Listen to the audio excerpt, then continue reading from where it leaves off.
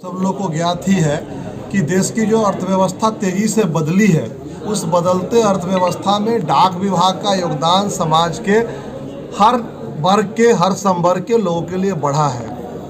पहले जो हमारी पुरानी सेवाएं थी, पत्रों का वितरण और बैंकिंग, उस सब को बहाल रखते हुए हम लोग उससे काफ़ी आगे निकल चुके हैं। इंडिया पोस्ट पेमेंट बैंक के माध्यम से हम लोग डोर स्टेप बैंकिंग देने का काम कर रहे हैं, जहां हमारे डाकिया साथी, ग्रामीण डाक सेवक साथी लोगों को घर तक जाकर पैसा पहुंचा रहे हैं। इसके अतिरिक्त डाकघर ने कॉमन सर्विस सेंटर खोला है, जिसमें लगभग सभी तरह का काम, ज़मीन से संबंधित काम, विभिन्न तरह का जो बिल जमा करने का काम है, उसके अलावा आधार, पासपोर्ट सेवा, अभी कई जगह पर रेलवे के साथ कोलैबोरेशन करके पार्सल की सुविधा दी जा रही है। तो डाक विभाग की सेवा पुराने प्लेटफॉर्म से काफ़ी उन्नत हो चुकी है और बदलते परिवेश में हम लोग समाज के बदलती ज़रूरत के हिसाब से अपनी सेवा मुहैया करा रहे हैं। लेकिन जैसा कि सर ने बताया कि कर्मचारियों को जो सुविधा मिलनी चाहिए वो हर स्तर पर नहीं मिल रही है, ना ग्रामीण डाक सेवकों को, ना पोस्टमैन को, ना हम ग्रुप सी को, और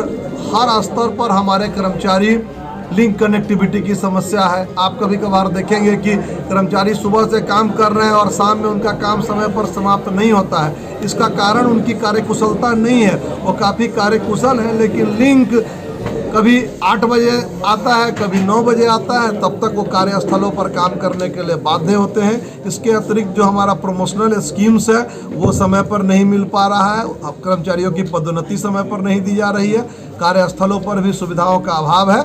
इन्हीं तमाम मुद्दों के साथ हम लोग संघर्ष करने का काम कर रहे हैं और आज का जो अधिवेशन है, इसमें हम लोग एक मजबूत टीम यहाँ पर चुनेंगे, जो टीम पूरे दरभंगा प्रमंडल में सभी संवर्ग के डाक कर्मचारी साथियों के लिए संघर्ष करने का काम करेगा। अपना परिचय। प्रेरित कुमार, राष्ट्रीय सहायक महामंत्री, राष्ट्रीय डाक कर्मचारी संघ, ग्रुप सी।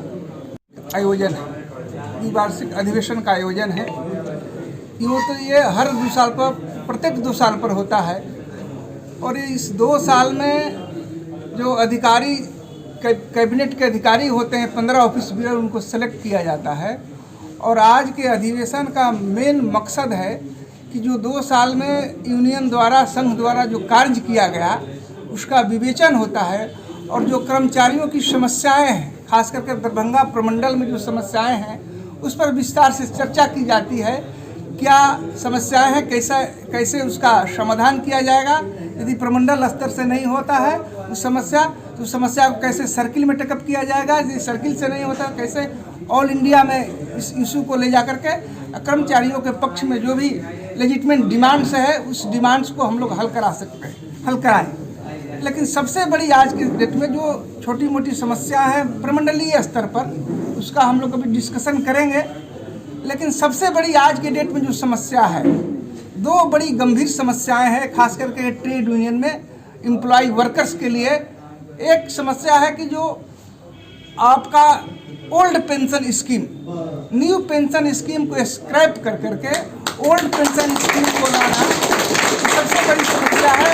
और सरकार, जो आज की सरकार है, ये सरकार आज आमादा है कि मैं इसको नहीं देने जा रहा हूँ। लेकिन कर्मचारी हित में हमारे ऑल इंडिया के लोग भी इस पर लगे हुए हैं कि जब तक हम न्यू पेंशन स्कीम को समाप्त कर करके ओल्ड पेंशन स्कीम नहीं ले लेंगे, तब तक हमारा संघर्ष अनवरत जारी रहेगा। और ट्रेड यूनियन का भी काम है, एम्प्लॉय का भी काम है कि अपने हक हकूक़ के लड़ाई के लिए हमेशा संघर्ष करते रहना है।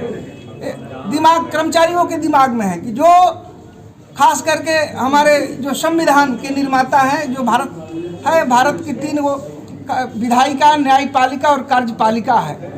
हम लोग कार्यपालिका में आते, कार्यपालिका के अंग के रूप में आते हैं जो विधायिका है, जिसका केवल सेवा 5 साल के हैं, जो उसमें MP, MLA, MLC बनते हैं। 5 साल के सेवा के उपरांत उनको सेवानिवृत्ति का लाभ मिलता है। लेकिन जो हमारे कर्मचारी 36 साल, 32 साल, 38 साल काम करते हैं, उनको सरकार ओल्ड पेंशन स्कीम में जो सेवा का पूरा लाभ रिटायरमेंट के बाद नहीं देने जा रही है। एक संविधान, एक झंडा, एक विधान, एक देश है हमारे आदरणीय प्रधानमंत्री मोदी जी के। तो मैं यह इस मंच से कहना चाहता हूं कि जो 40 साल, उस कर्मचारी के लिए भी एक विधान होना चाहिए। जो 5 साल आदमी काम करेगा, उसको ओल्ड पेंशन स्कीम में लाया जाएगा, उसको पेंशन मिलेगा। जो 40 साल आदमी काम करेगा उसको पेंशन नहीं मिलेगा। ये कहाँ तक न्याय है, कहाँ तक तर्कसंगत है, कहाँ तक न्याय संगत है, कहाँ तक संविधान के अनुरूप है। इस पर हमारा जोर फोकस है कि हम इसको लेकर आएंगे। बहुत से स्टेट इसको लागू कर दिया है, लेकिन सेंट्रल सरकार इस पर अभी आमदा है इसको नहीं लागू करने के लिए। इसलिए हम लोग को इस पर विस्तार से हम लोग चर्चा करेंगे। दूसरी सबसे डिमांड है, सबसे बड़ा डिमांड है, जब 7th पे कमीशन लागू हुआ था, अभी 50% हमारा DA हो रहा है। बात आ रही है, सरकार कह रही है कि भाई विकसित देशों के श्रेणी में हम आ रहे हैं। 3 सबसे आर्थिक युग में जो सबसे 3 विश्व में शक्ति है वो भारत बनने जा रहा है। और आज सुनने में आ रहा है, अभी पार्लियामेंट में भी बात आई थी कि 50% जो DA हुए उसका मर्जर भी नहीं करेंगे, 8th पे कमीशन का हम गठन नहीं करेंगे।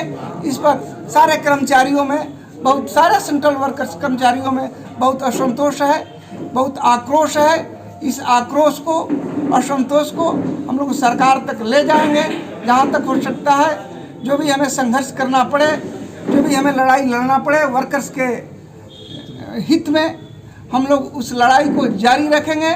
और पोस्टल डिपार्टमेंट संबंधी जो छोटी मोटी समस्या, कुछ लिंक की समस्या, कुछ टॉयलेट की समस्या, जो बेसिक समस्या, बेसिक एमिनिटीज की समस्या है, हम लोग इस पर चर्चा कर करके कोशिश करेंगे। एक रिजोल्यूशन भी इस का लिया जाएगा दरभंगा प्रमंडल से। उस रिजोल्यूशन को हम लोग सर्किल से ऑल इंडिया जो भी जिस लायक रहेगा उसको हम लोग अग्रसारित करेंगे और कोशिश करेंगे कि इसमें हमारा, जब तक हमारा जो लेजिटिमेट डिमांड्स है मानी नहीं जाएगी सरकार द्वारा, तब तक हमारा संघर्ष अनवरत जारी रहेगा।